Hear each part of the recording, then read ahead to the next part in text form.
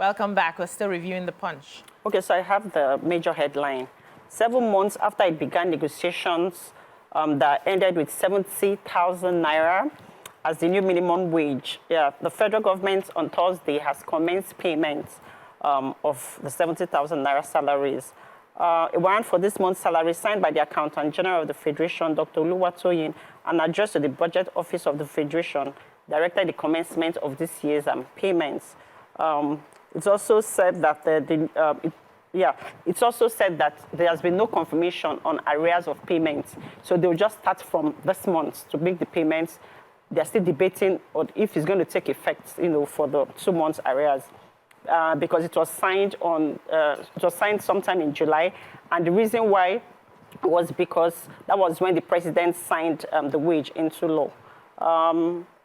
Also, in a breakdown that was attached to the memo, it was noted that over 334 trillion naira will be used to bear the cost of over 1.2 million workers per month.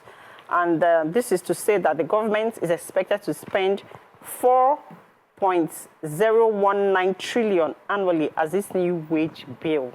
Wow. Despite commending the federal government for commencing the payment, the President Nigerian Association of Chambers of Commerce, Industry, Mines and Agriculture, Dele Oye, expressed concern over the threat of imprisonment for defaulters. He urged the government to engage with stakeholders, including the labor unions, to know what to do, because most of the salary earners are MSMEs, right?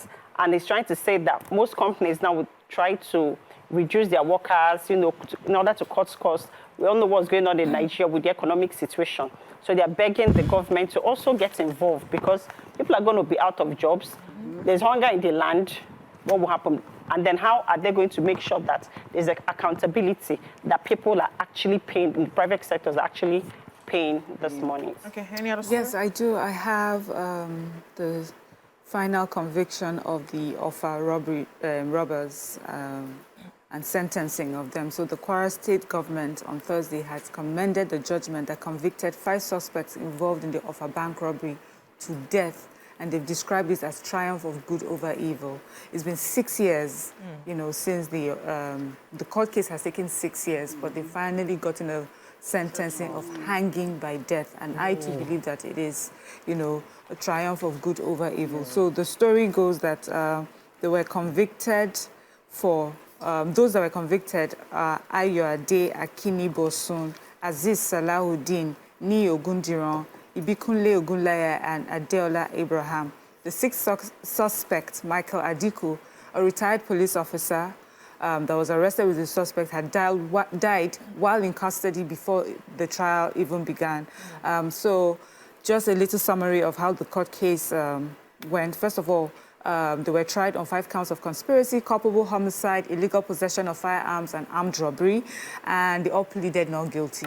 Of course, as the court case progressed, they brought their alibis, but there were video evidences. There was just so much evidence that, the court said it watered down whatever alibi or whatever it is that they brought in their defense, and it was obvious that they had committed this offense. And they said during the time when they had gone on rampage, attacking banks and robbing banks, no fewer than 32 people comprising of 9 police officers, including 2 women, were killed, during this period. So these are people that deserve the sentence that they have gotten. Although, personally, I feel that sometimes the wheel of justice really does grind slowly. But thank God, we have seen a positive end to these killers. Yes. Okay, so I have the story of the federal government probing bandits of Aswanso. So they said the defense headquarters said investigations are actively underway into allegations of banditry sponsorship in the Northwest region. They said development comes on the heels of accusations and counter-accusation between the Minister of State for Defense and immediate past governor of Zamfara, Bello Matawali, and his successor, Daud Alawal, over banditry sponsorship.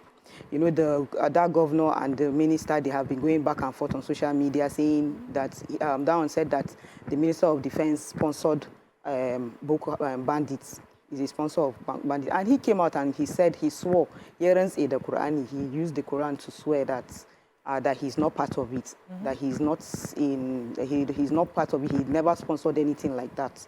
So they said, okay, the APC group said, we want a thorough investigation to clear Matawale's name and uphold our party's integrity.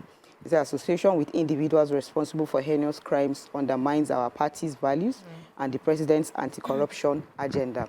So let's see how that goes. Yeah. All right, Vanguard, major headline, alleged missing $49.8 billion US, why Sanusi had to go as CBN governor, according to Jonathan. Edo poll, I'll be servant of all, ready to work with opposition, Bebolo, as he receives certificate of return. This day publisher to military, stop arresting protesters, go after kidnappers. Gagging media will stagnate democracy, Governor Oyebanji. Nigeria at 64, SGF ministers defend Tinubu's policies amid cabinet reshuffle hint. Why some Heritage Bank depositors are yet to be refunded, NDIC boss. Flood, how 5 northern states lost 141 lives in 2 months. Bobrisky, federal government suspends prison officers. Christian elders to federal government, reverse fuel hike to avert looming crisis. And sports here, Egovain continues as Super Eagles head coach against Libya. Any stories in the Vanguard? Yeah, so I have how the 5 northern states lost 141 lives in 2 months. The says since flood started wreaking havoc in northern states in August, no fewer than 141 lives have been lost in Kano, Niger, Borno, Yobe, and Adamawa states. The say Kano state topped the chart with 49 deaths, followed by Yobe, 43, Borno, 26, Adamawa, 12, and Niger, 11.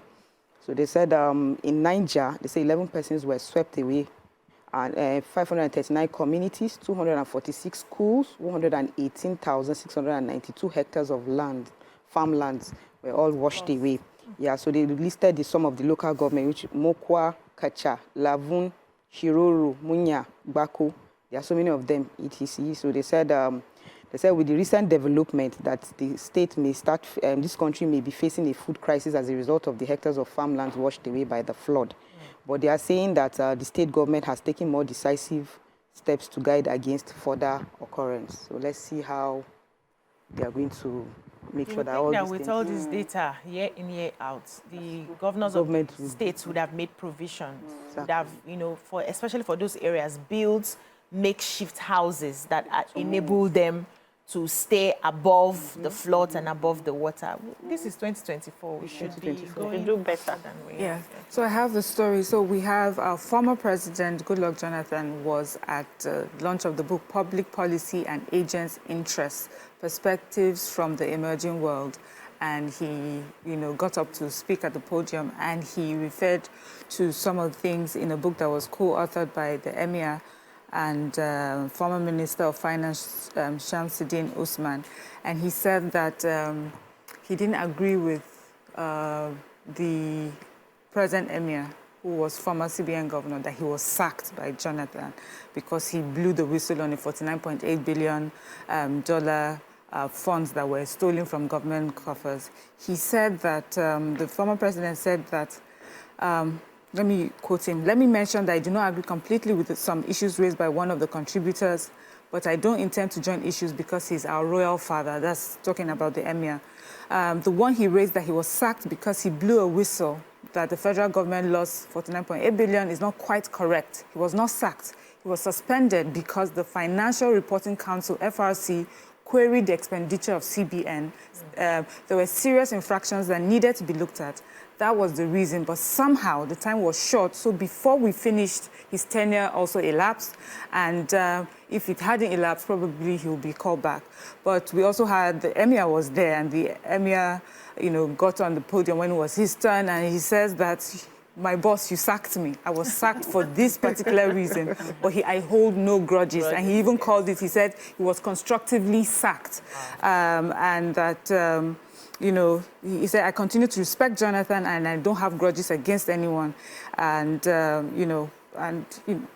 it continued. And then he also talked about the Dangote refinery, and he was not happy with just the way, government has been going about it. He says that this is the time to maximize the benefits of, ending fuel importation and things like that. But, very interesting that both had a chance, at a forum to be able to speak to each other about it. Imagine you hear a story, everybody has their version of the truth. Of course. Jonathan has always felt maybe he didn't sack him. Yes. Just suspended for something different, but he believes he was sacked because, Conversations are very important. Yes, so at the media briefing in Abuja to mark the 64th independence of Nigeria, key ministers in the administration yesterday rose in defense of policies of government, arguing stridently that President Bola Ahmed Tinubu meant well for the country, despite the hardship such policies were inflicting on Nigerians.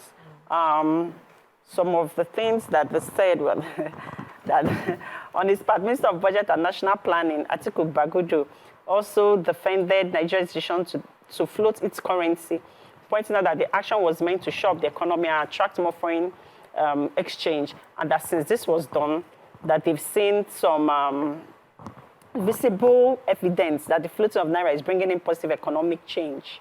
Okay. I don't know where he's seeing that, or who else is seeing that. Finance Minister and Coordinated Minister of Economy, Chief Wale Ejun, also explained that the country, they're making efforts to import food in order to help the situation. But this is not long-term because they don't want anything to affect, the local food productions, so fast. But that they've already imported the food. They're waiting for it to get to Nigeria.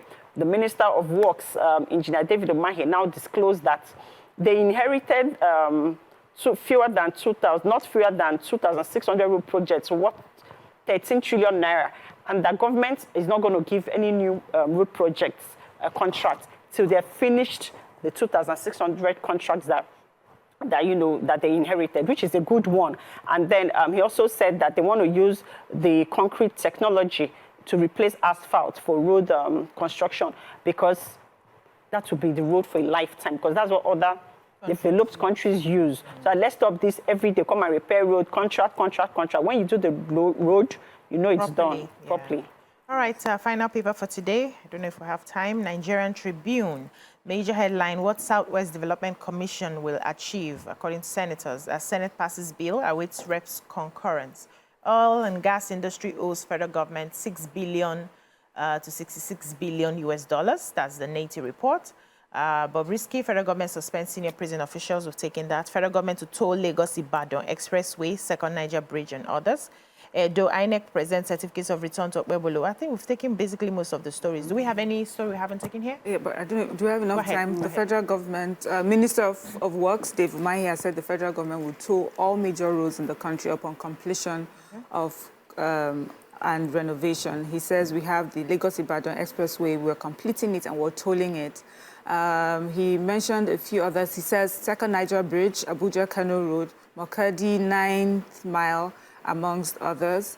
He says that because, the private sector members have been engaged in bringing funds, constructing these roads, work with the Infrastructure Concession Regulatory Commission and the Ministry of Works to toll these roads. So he says that we have never really looked at road construction as an investment, but that's what they are going to be doing, going forward. So these roads will be tolled. They will earn revenue to maintain the road. So there'll be security, there'll be electricity via solar, 24/7. Wow. So people will enjoy the road and to be maintained for a very long period of time.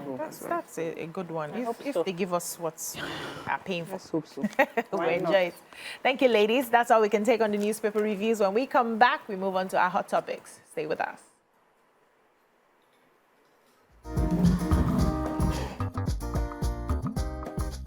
Stay tuned. Your View will be right back.